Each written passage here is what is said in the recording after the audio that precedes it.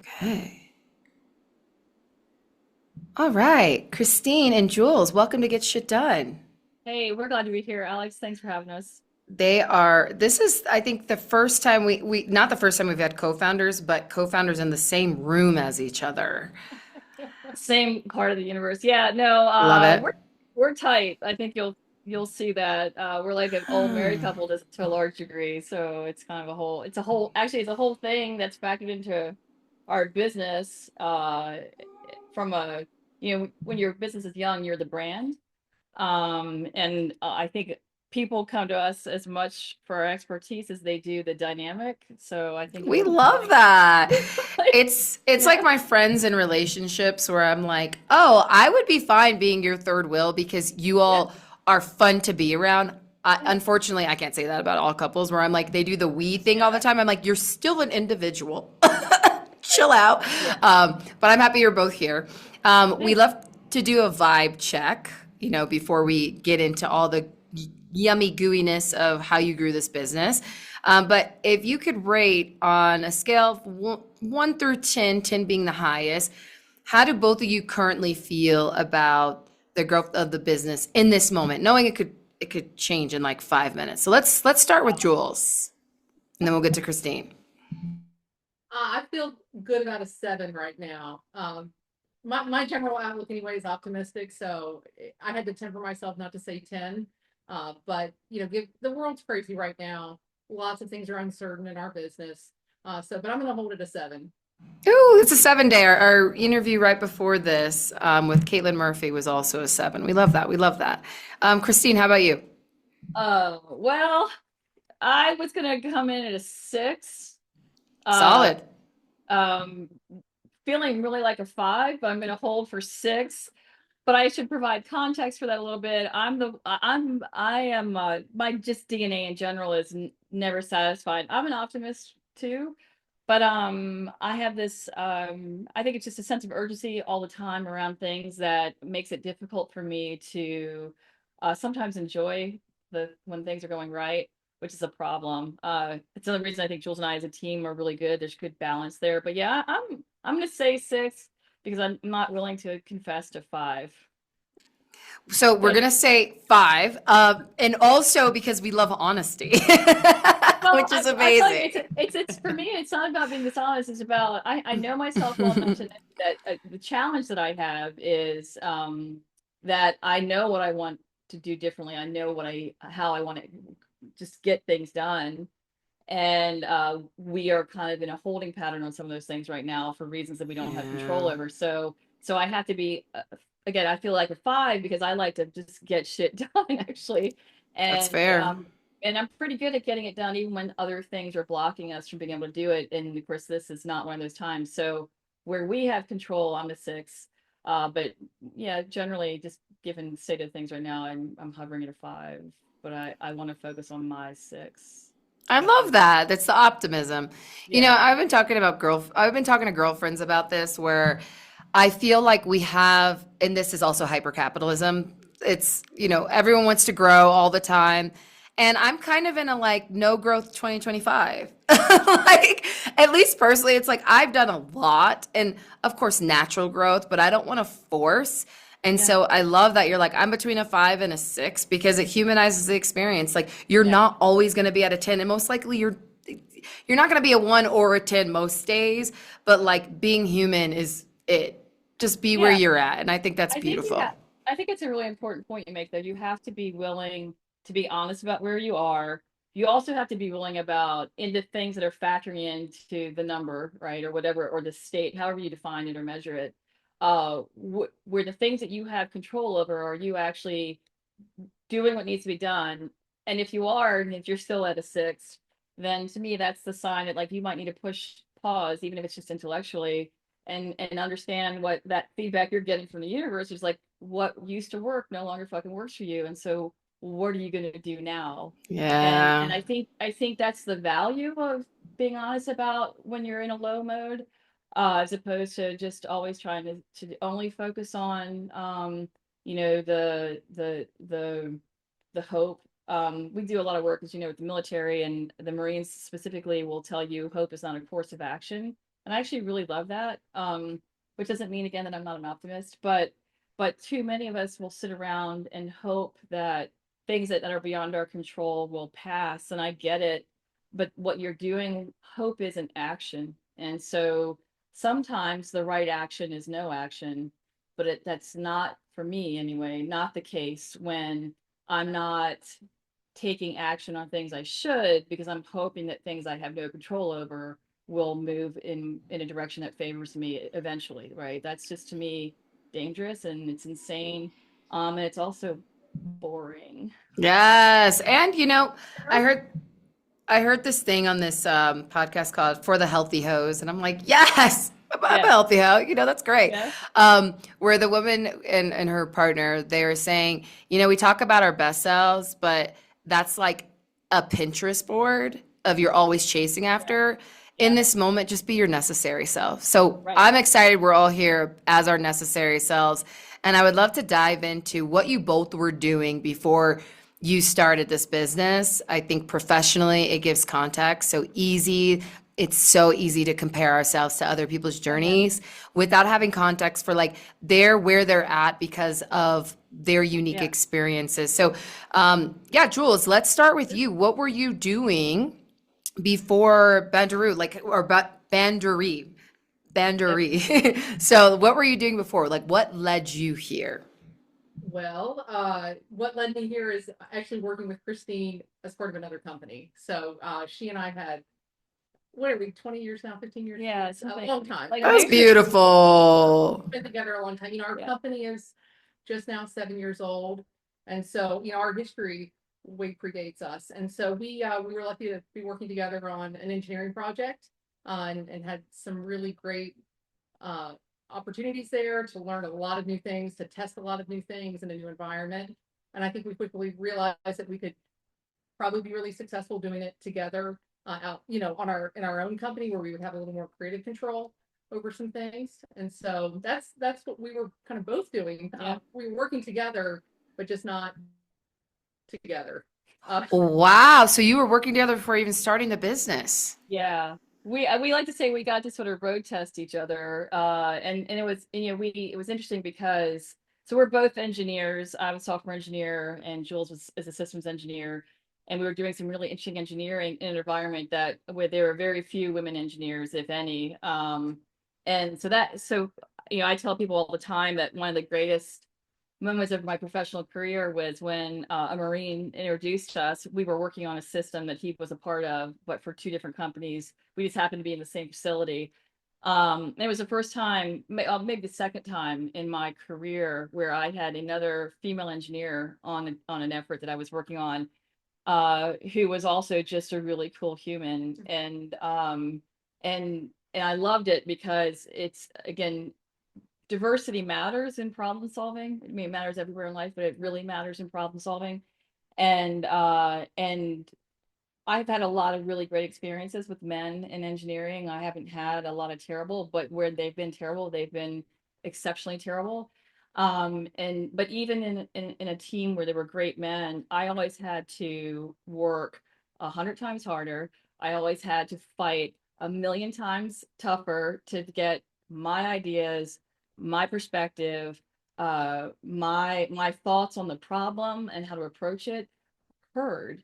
And it was really frustrating. And so it was really nice to be on a team with another woman where, even though we weren't, and you'll see this, I've probably already seen it, there are very things about us that are very different. And there are things about us that just really like lock and key work, I'm very lucky. I say she's the best partner I ever had in my entire life. And I was married for like 20 years.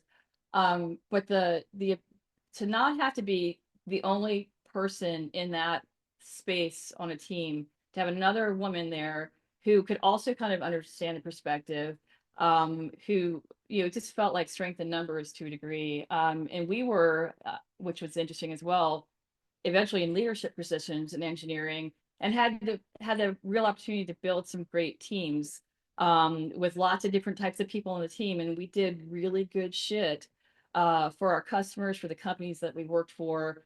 And it was just, and even when we had to pivot for what we were doing inside companies, we were always able to just, it was seamless with the two of us. And so, just again, the best partner ever.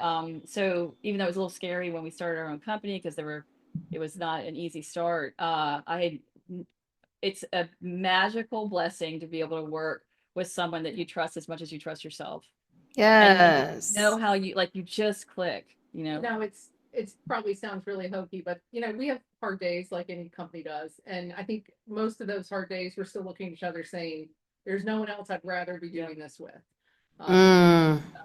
I'm not saying it sounds really hokey, but No, it doesn't. It doesn't. People, so I'll tell you the funny thing is, there's been no shortage of people who think we're like romantic partners, right?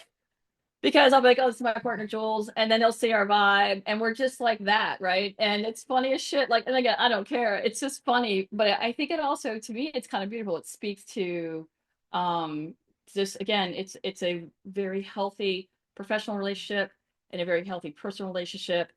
I tell people all the time, there are a lot of things I suck at, and I am okay. Like, I'm totally cool to suck at things. I only really want to double down on what I'm good at, and it's only a couple of things.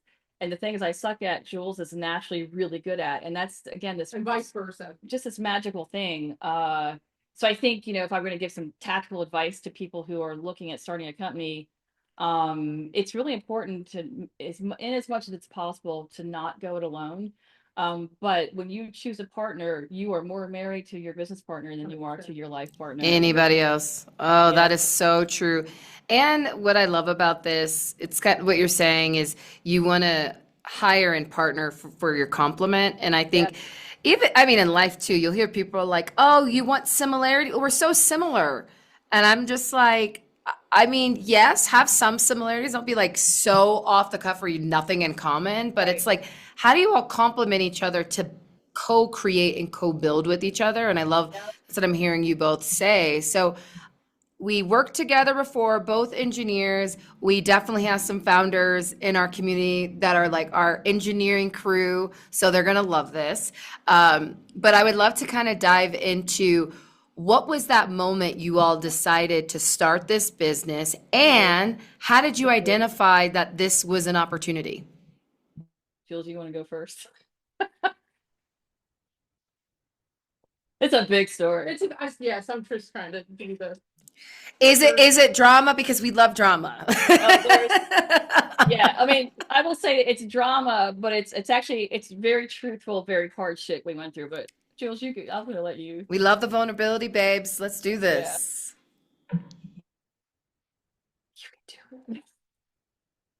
You can do it.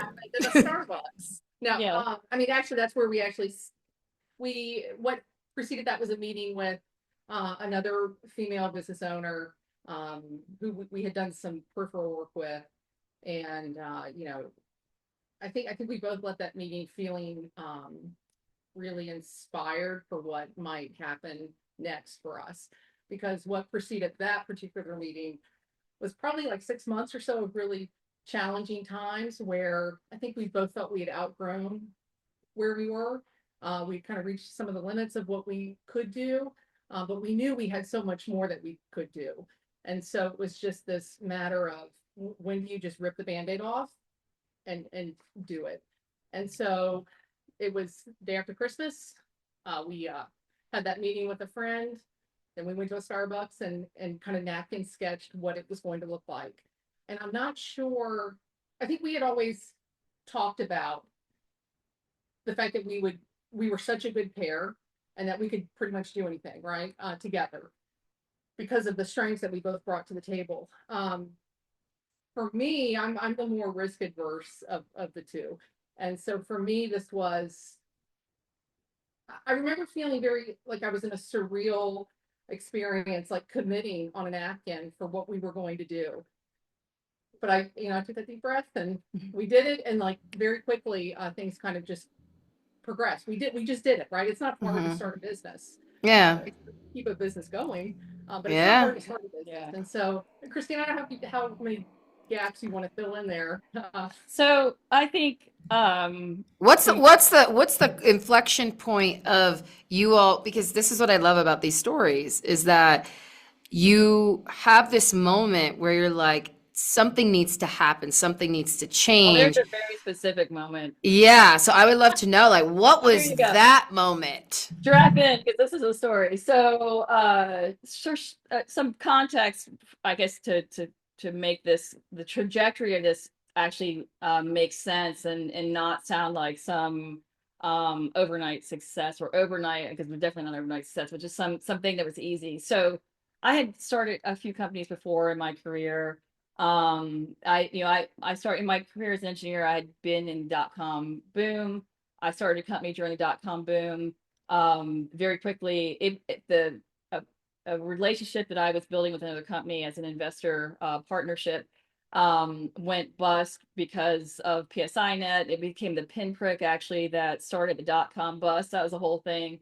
And I had partners, they bailed, I kept going. So I had some experience with doing things, and I had worked in the startup world, I'd worked in industry, I'd worked in government. So I had a experience really navigating myself in through that process of starting a company, and in some cases doing well, but in a very small scale way, in a way that really wasn't scalable, and also failing.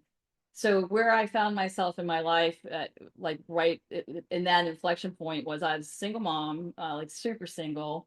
I have two kids. One of them has some really serious medical issues, like some serious shit. In fact, we started the company to get after solving some of those medical problems, and we bootstrapped with the GovCon stuff. But and we were running some things, and there was a situation that had occurred on this effort that we were running, and the next thing I knew, I found myself in an office being told that I had to sign a document where I took responsibility for something that somebody else had done that was wrong, and I was just like, yeah, I'm not gonna fucking do that. And I said, I'm going home, and they're like, well, what are you gonna do? I'm like, I'm just gonna think about what I'm gonna do, and I'll get back to you on Monday. And so Monday rolls around, and I go to my office desk, and my phone starts ringing because the person who I talked to on the Friday thought I was going to report directly first thing on Monday morning and give my decision, and I didn't. Eventually, I go up there, um, and and I said, hey, I think what I'm going to do is just the job that you hired me for, because what I've done was so much more than you hired me for, and this is bullshit. And clearly, you need somebody else to run this because this is not how I roll. And so that created an incident in which the goal became very clear, and the goal of that person was to squeeze me to get me in line, knowing that I was a super single mom. So like at that point, I didn't have a relationship with my own family. I was literally alone with my kids outside of my friendship with Jules and a couple of friends, and needed a job with health insurance. And I guess what that person didn't bank on was like, at the end of the day, I trust myself enough to go, fuck you. Like, you don't have me where you think you have me. So I was done. Like, I knew in that moment, like, fuck this, I'm out. I'm not doing this. And I knew, but I also knew I had to be strategic about it, right? Because I had two kids, I was by myself, I had mortgage, health insurance. Like, I had to have a plan. And so I started really thinking about, and I did step down from what I had been doing, and and I was like, figure your shit out. And if you need to fucking fire me, but tread carefully, because like what just happened here is bullshit. And I will say this to people who might be listening, and I don't say this boastfully, because I think when you get people here, you are demonstrating a lack of emotional intelligence and intellectual intelligence. But when you get somebody in a position where they've got nothing to lose, they're never more dangerous, right? And so for me, I was like I've got, the only thing I have to lose now is by staying here. So we're at Bandary now, but let's talk about like what is the business, what problem is it solving? Yeah, I think the easiest way to describe what we do is the buzzwords in terms of SEO metrics. There's agile digital transformation. It's just a fancy way of saying that we come in and help large organizations who are really behind in people, process, and technology get modern and get relevant fast. And so we put a lot of engineering rigor into our execution approach. I think I mentioned you before, like super execution focused, mega obsessed with it.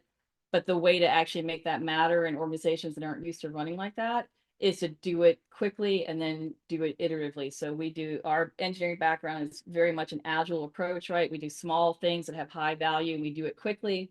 And then we instrument that along the way to know very quickly in the doing of the things, are they actually things that matter? Are we still on track to deliver value? We have a very clear perspective of how to define value. It's with this entire framework we call change architecture.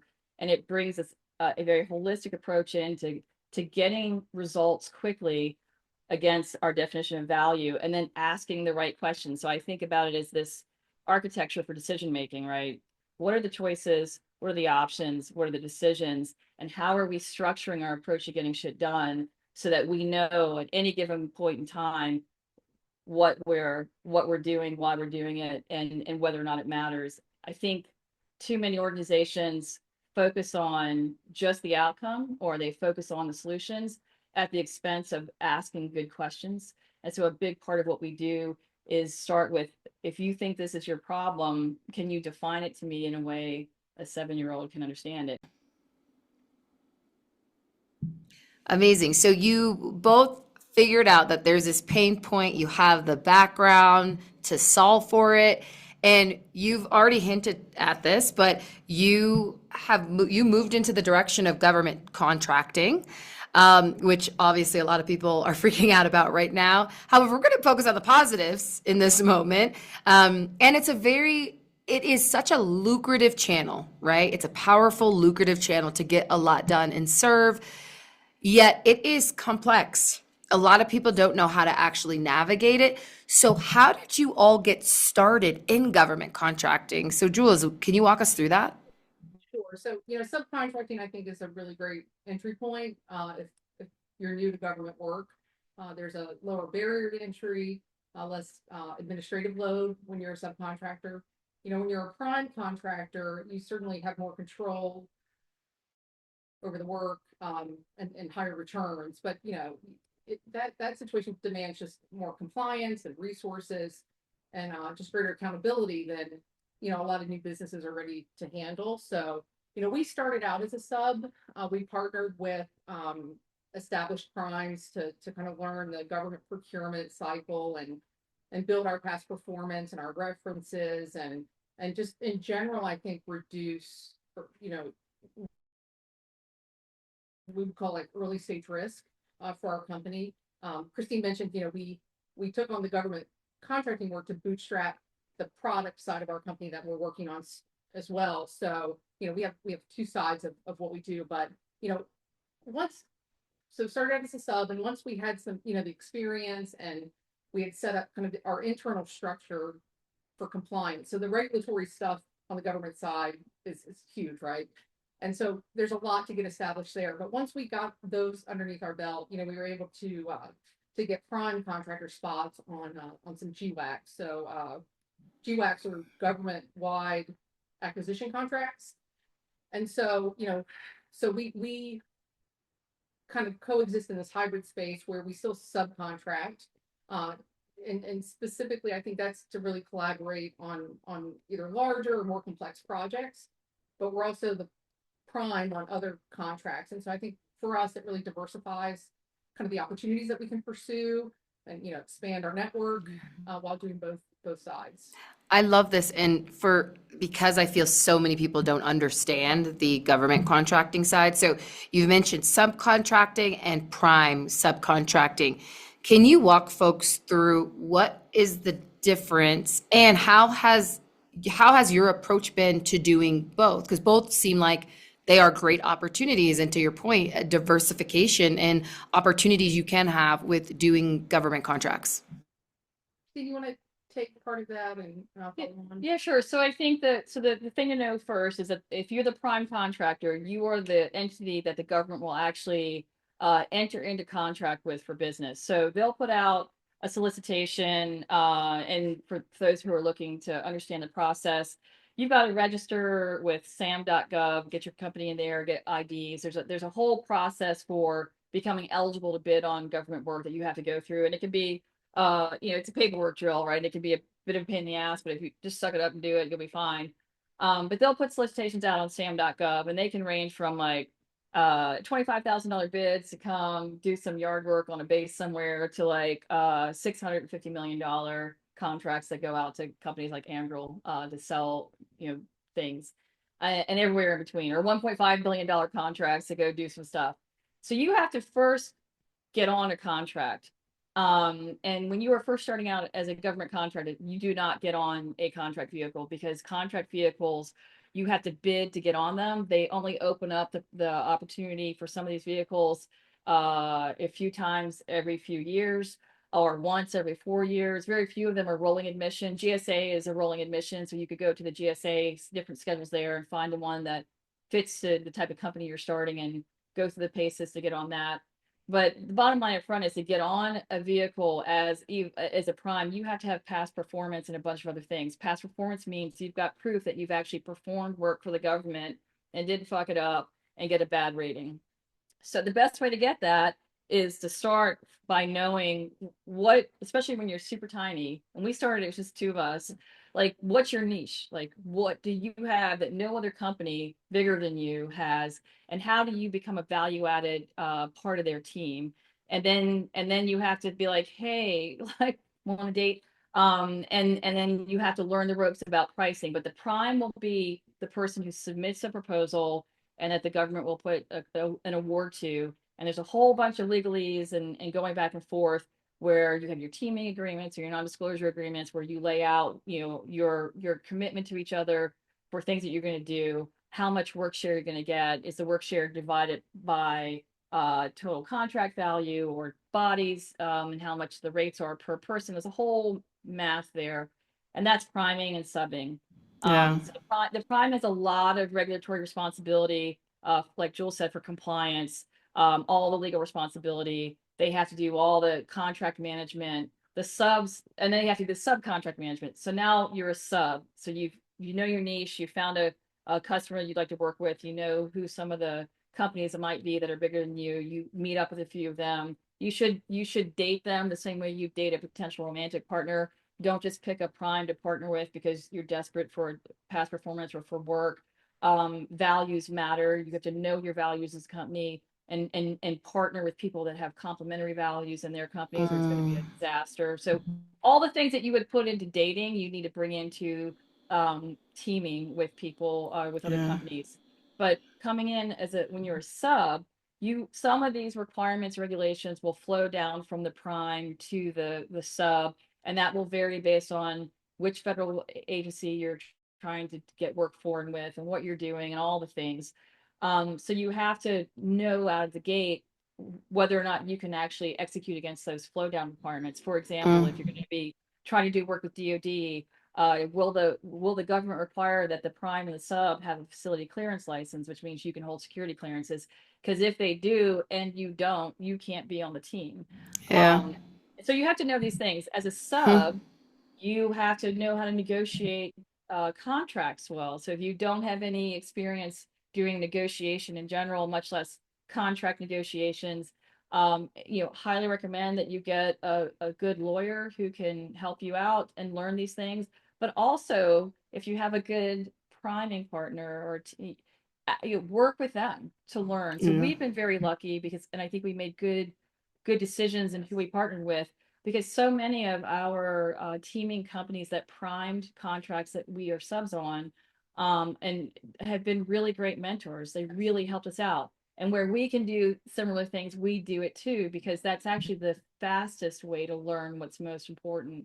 So subbing, again, it's still a contractual arrangement, but you are at least one company removed from direct access to the government contracting office and the government contracting team. You will be right there with the customer in many cases, right? But you're not the primary, right? But you're not the primary. So you don't get to make big decisions around the contract with the government. And it sounds like it's a great opportunity to, as a sub, getting in there, and then potentially later on becoming a primary, because now you have some experience, you have receipts.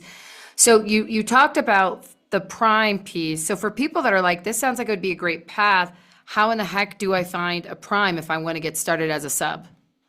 Yeah, there's a couple of ways you can do that. So, and there's some cheat ways and then some expensive ways. So let's go to like cheat ways. First, you have to kind of get to know who is your customer, like who are you targeting for work based on what you do and who you think is going to have it. And then you can just do stupid things like a Google search, like which companies do this type of work for agency X. And you can also go out onto places like sam.gov. You can, if you have a, you can get subscriptions, paid subscriptions to companies like what is it, Gov? Is it called GovTribe? GovCon. GovCon, yeah, GovTribe just got bought out a little while ago. They were great. I was kind of sad they got bought out, but like happy for the founders. But like GovCon, the other one that Dell Tech has, there's several companies that all they do is collect data on government contracts, who the contractors are, who the incumbents are. So you can find this out there. You can also sometimes look at the agency's long range forecast. So you could do like Navy long range forecast, and they will post out there like what the work they're planning to solicit for in the next 2 years is based on current contracts that are coming up for recompete, new things they want to start. And sometimes they will list who the incumbents are. So there's a bunch of information that's out there. Start with Googling or ChatGPT or any of the open AI stuff. It's actually fairly up to date and useful. And Nice. then research those companies, and don't just research like how much money they're making off that customer and how long they've been there, but you want to see how many of the contracts have they been on or gone after that got protested by other big companies. What's the churn rate for their subcontractors, which is a lot harder to find.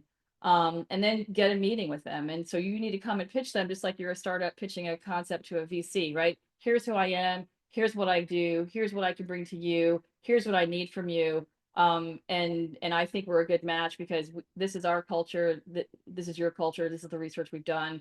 I think we'd be a good fit. Mm, And it really, like, again, it's really like, it's like you're dating, yeah. but looking for a life partner. You have to be really clear about, again, what value do you bring? What problem do you solve?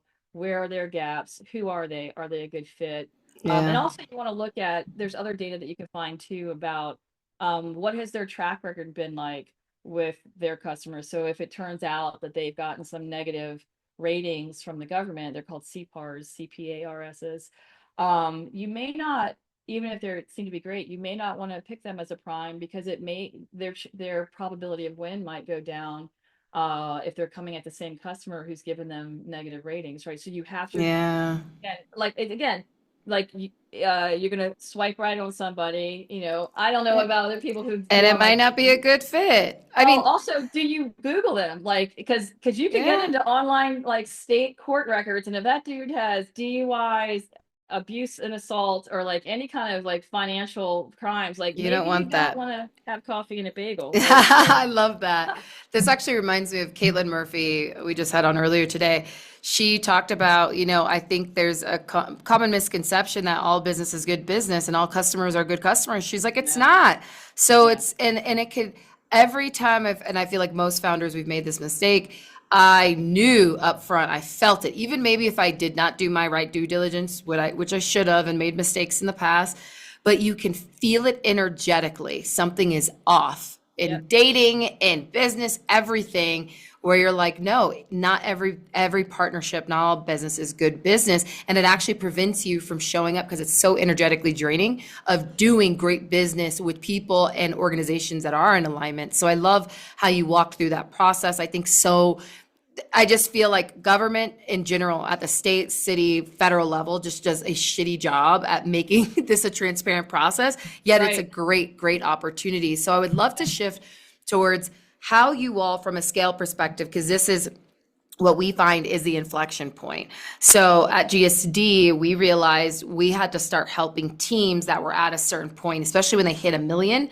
You're Yeah, really scrappy, yet then you're like, oh my God, we keep hitting bottlenecks as a team.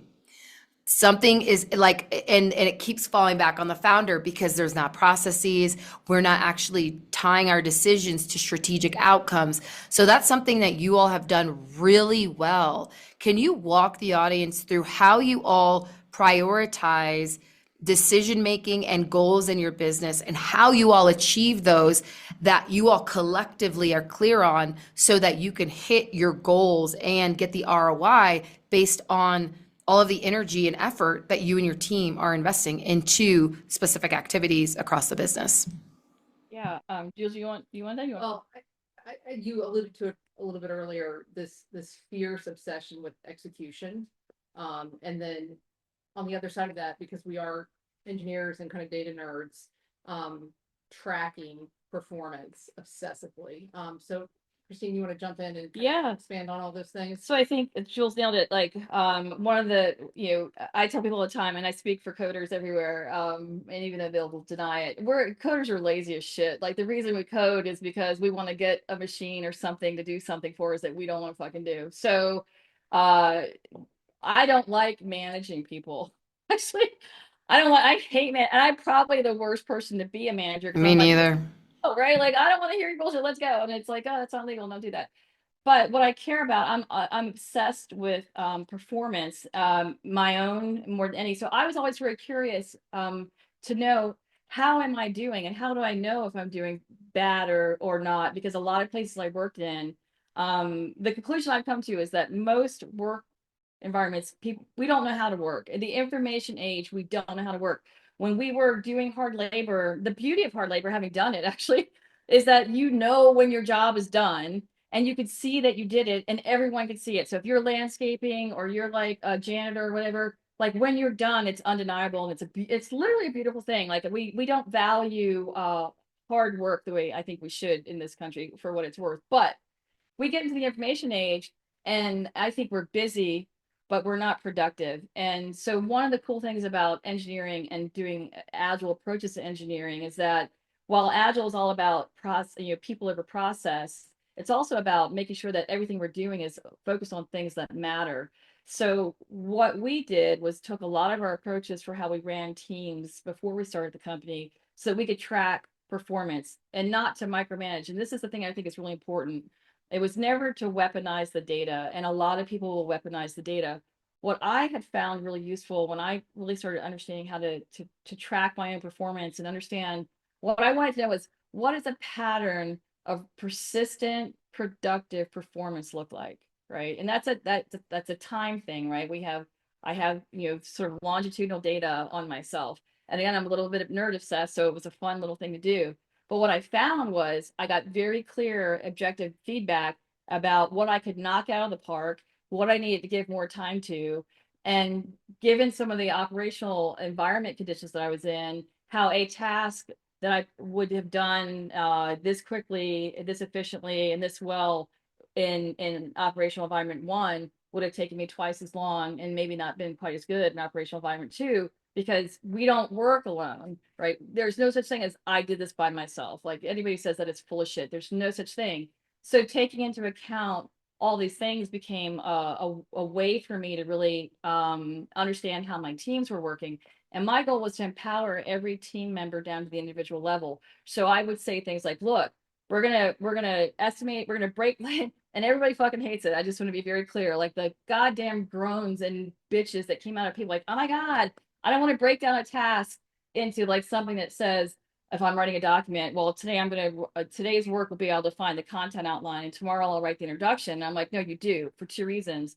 If we say my job is to write a thesis and I have a year to do it, then I'm going to do it in the last month of that year, because that's how humans work, right? So the goal was to make sure that we were focusing on productivity and producing tangible results every day. Because if we break down our tasks in ways that are like really discretely defined, and we say in a 2-week period, so time hacking the shit out of it, it's called a sprint when you're in agile. In 2 weeks as a team, individually, I'm going to do these tasks. Here's my level of effort. I'm going to commit to it. I'm not going to do anything less than this. I might be able to, based on my workflow, pull in a few extra because I got shit done faster or things weren't quite as hard. But I'm going to figure this out. And as a team, we're going to commit to this, because the goal is to always be delivering. But I need to know how I personally show up and deliver. And so what I would say to my team is, you're going to write these tasks in these really discrete ways. You're going to fucking hate it. Just do it.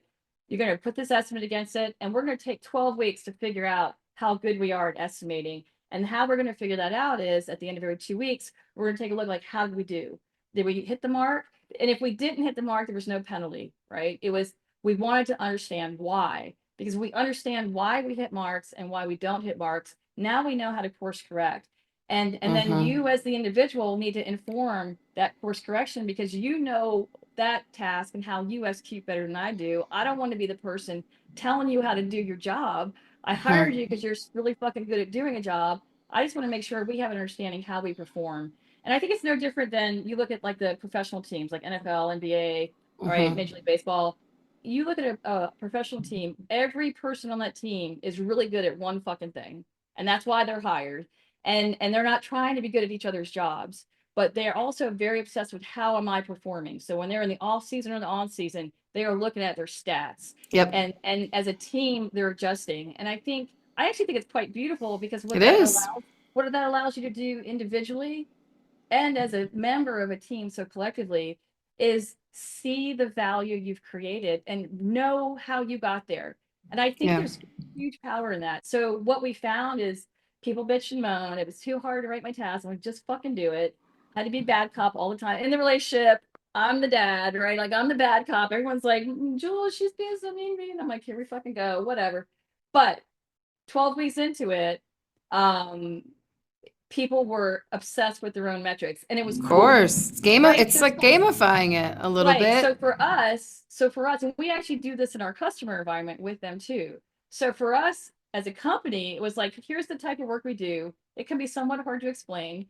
But everything we do is time hacked and we have very specific deliverables that we're outputting sometimes every day. So I want to be able to tie that to goals for the company because I need to know how my team's performing. And I was very transparent with the team. When we individually know how we're performing, and then I understand how we as a team and a company are performing, I now know how to bid on work because I know what we can do. I know what our level and basis of estimate has to be Yeah. for a bid. So now I can understand how to price it. I can understand how to staff it. I can understand the skill sets. I have a reasonable expectation when I'm recruiting of the type of person I need to be recruiting for, not just in terms of skills, but in terms of performance. So all of this helped us really dial in how we performed as a company to how we wanted to grow as a company. I love that. And it's interesting because we always talk through this with founders. It's like the bottleneck is them because there isn't this holistic place and we have these, growth planning frameworks because it's like you need to break everything down. And I know people talk about little rocks, big rocks or whatever, but that's how the human brain functions versus here's some big goal. Now everyone just go do things. And then they're wondering why like everyone's performing in silos because you haven't created the actual environment and frameworks so your team knows what matters right now. And that's the responsibility of the founders. Your team is responsible for executing on what they're great at. And they need to know how that ties back to the overarching goals of the company. That's usually what's missing.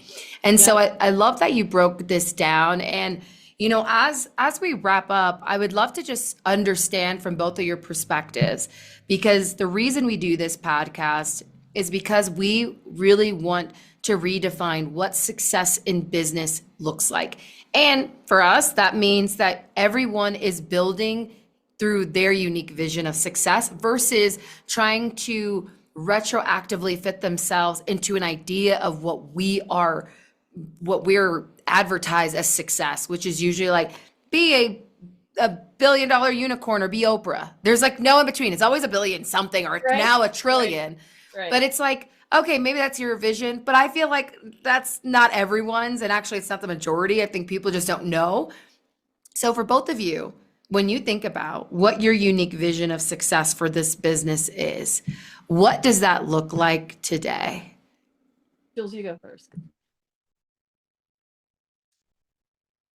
I don't think we can be successful as a business without our people. And so what Christine and I hope to do in building this business is create a culture that brings the right people into the company. And again, that customer interface that our employees have, that's the tie, the impact that we continue to put out into the universe, right? But it started with us. And then it goes into the culture of the company, and then it comes into the people that we hire. And we've been really lucky to have some of our folks have been with us for a very long time. And we appreciate their contributions so much because they are the mainstays of culture too, especially as you get bigger.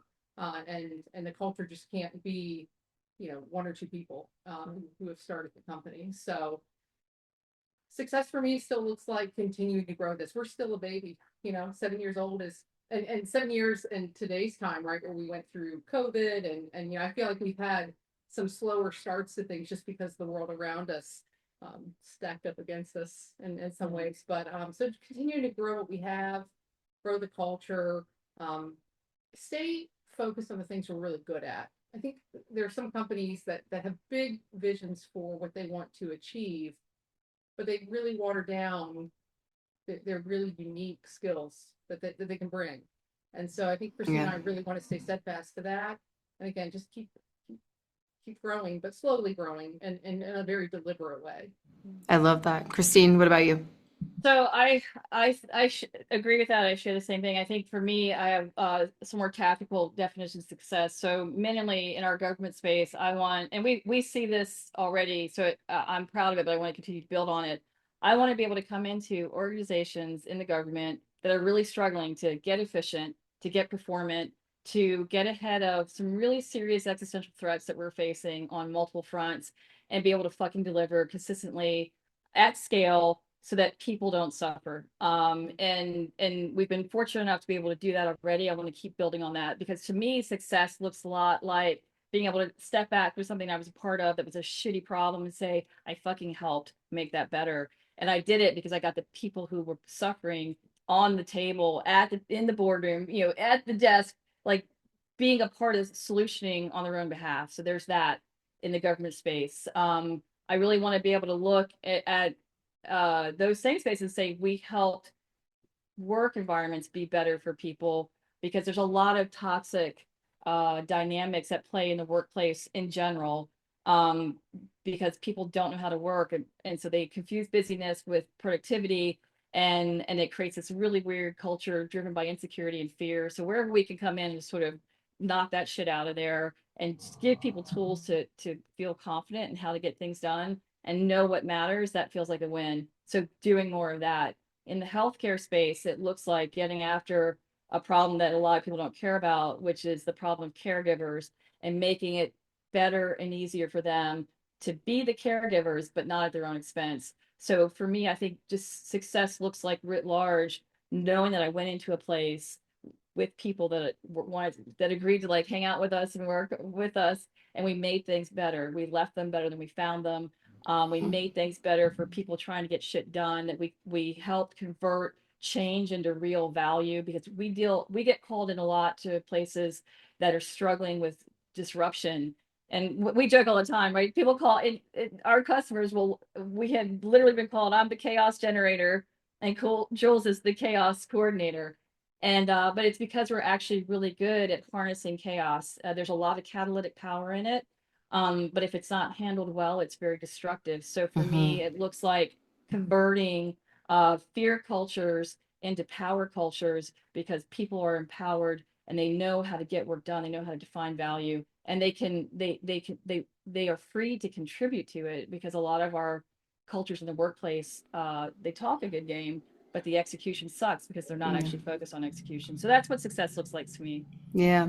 So then, for the folks listening in, based off of the vision of success, what's one thing they can be doing in this moment to help you and your business get to where you're trying to go today? I think feel free to give us a contract. I'm just kidding. I think here's sort of three things that actually really matter to me. I think I would love to have more conversations with people in the government space specifically, and now, because without getting into the politics of things, there's an opportunity to position a lot of us to make a difference and help, and get the drive towards efficiency to be a healthy drive, to be a productive drive, and to be a humane drive. So I would love to have more conversations with people who are doing what we do in our space, to help all of our collective customers benefit and not suffer. I think the other thing that would be really helpful is looking at the future of work, and saying, okay, how do we leverage this concept of remote work, hybrid work, return to office in a way that allows our companies to partner and team, And I would love to talk with companies who are doing work in the AI space, who have a foot in the door in healthcare and have a really focused conversation about getting after solving problems for caregivers. So those are like my 3 buckets.